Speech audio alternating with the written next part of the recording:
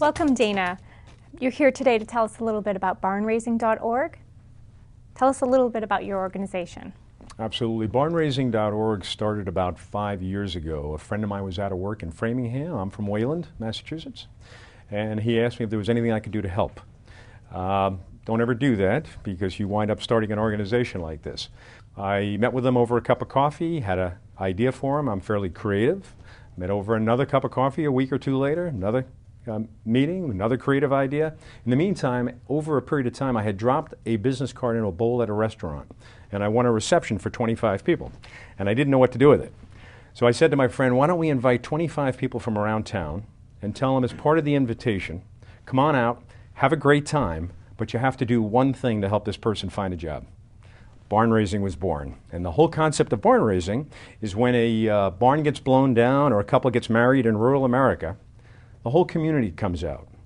And everybody does something. So rather than a barn going up in a month or 2 months, it goes up in 2 days or 1 day. It's because everybody does something.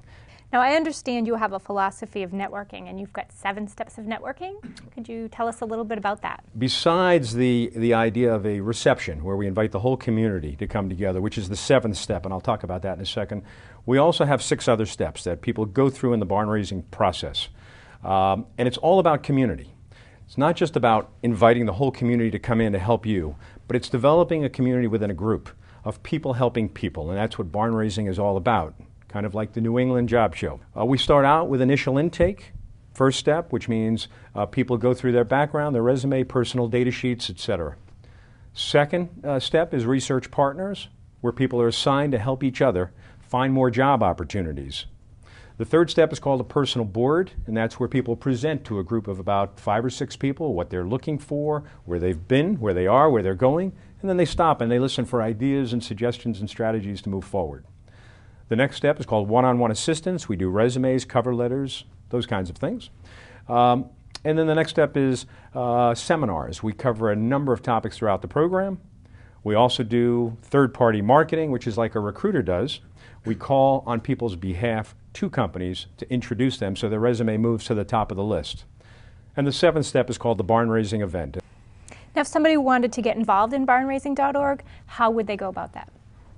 A number of different ways. First of all, they can go to the website, barnraising.org.